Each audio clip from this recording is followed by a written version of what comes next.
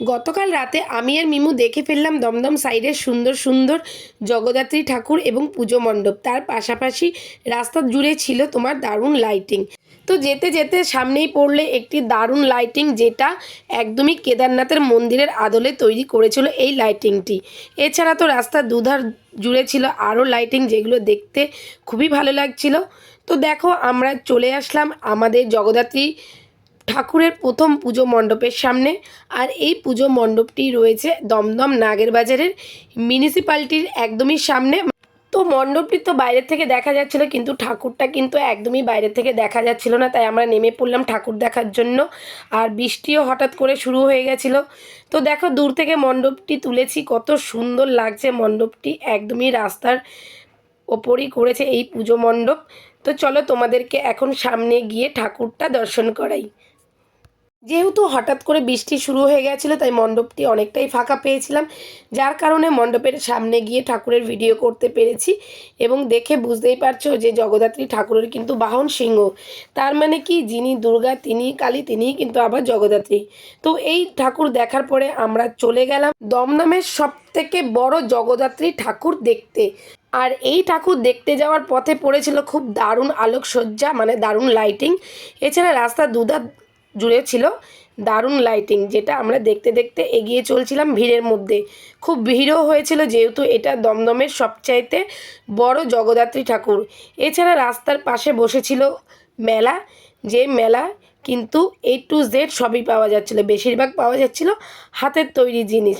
তাই তোমরা যারা মেলা প্লাস ঠাকুর দেখতে চাও এবং চন্দননগর যদি যেতে না পারো, তারা কিন্তু এই দমদম এসে ঠাকুর দেখে মেলায় ঘুরে সুন্দর সুন্দর হাতের তৈরি জিনিস কিনতে পারো। মেলার পাশাপাশি এখানে আরও অনেক ধরনের প্রোগ্রামের আয়োজন রেখেছিল, যেমন ধামসা মাদলের একটি প্রোগ্রাম রেখেছে, যেটা পুজো যতদিন চলবে ততদিনই এই ধামসা মাদলের শো দেখানো হবে। এছাড়া স্টেজ প্রোগ্রাম তো হচ্ছিলই। সব মিলিয়ে পরিবেশ খুবই সুন্দর লাগছিল। যারা এখনও পর্যন্ত জগদ্ধাত্রী ঠাকুর দেখোনি, তারা কিন্তু দমদমে আসতে পারো।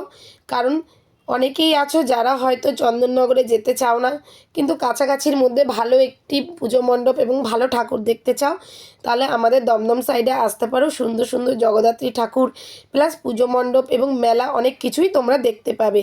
তো চলো তোমাদেরকে এখন নিয়ে যাই দমদমের সবচাইতে বড় জগদ্ধাত্রী ঠাকুরের কাছে। আর এই ঠাকুর কিন্তু নাম রয়েছে দমদমের বড় মায়ের নাম হিসেবে, মানে জগদ্ধাত্রী বড় মা। তো এই যে দেখো, চলে এসেছি দমদমের বড় মার কাছে, মানে জগদ্ধাত্রী বড় মা। তো চলো তোমাদেরকে একটু সামনে গিয়ে দেখাই দমদমের জগদ্ধাত্রী বড় মা।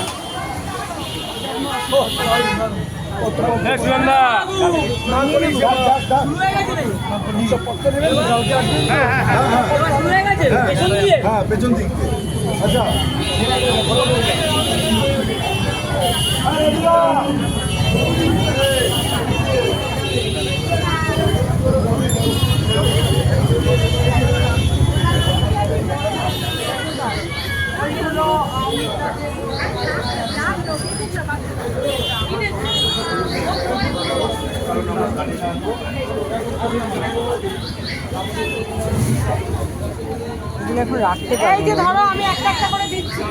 তো বন্ধুরা, দমদমের জগদ্ধাত্রী বড়মাকে দেখার পর চলে আসলাম দমদম ক্যান্টনমেন্টের সাইডেরই একটি সুন্দর জগদ্ধাত্রী পুজো মণ্ডপ দেখতে।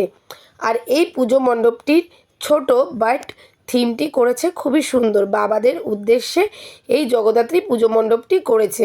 যেহেতু বৃষ্টি পড়ছিল, তাই প্লাস্টিক দিয়ে উপরের পজিশনটা একটু ঢেকে দিয়েছে। এই পুজো মণ্ডপটির মাধ্যমে দেখানো হয়েছে যে আমাদের জীবনে বাবা কতটা গুরুত্বপূর্ণ একজন মানুষ, যিনি আমাদের জীবনে যদি না থাকে, তাহলে আমাদের জীবন অনেকটাই অচল হয়ে পড়ে। তো সেই বাবার উদ্দেশ্যেই এবছরের দমদম ক্যান্টনমেন্টের এই থিমটি করেছে জগদ্ধাত্রী পুজোতে। তাই তোমরা যারা দেখতে আসতে চাও, অবশ্যই দেখতে আসতে পারো।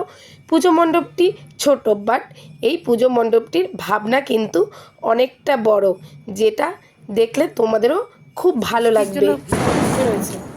বৃষ্টির জন্য সব ঢাকতে হয়েছে।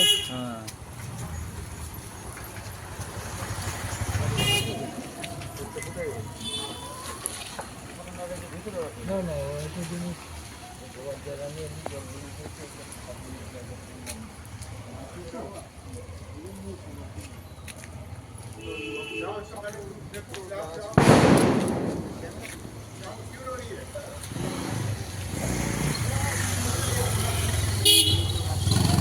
তো বন্ধুরা, তোমাদের দমদম সাইডের এবছরের জগদ্ধাত্রী পুজো মণ্ডপ এবং জগদ্ধাত্রী ঠাকুর কেমন লাগলো, বড় মাকে কেমন লাগলো, আলোকসজ্জা কেমন লাগলো অবশ্যই কিন্তু কমেন্ট করে জানিও।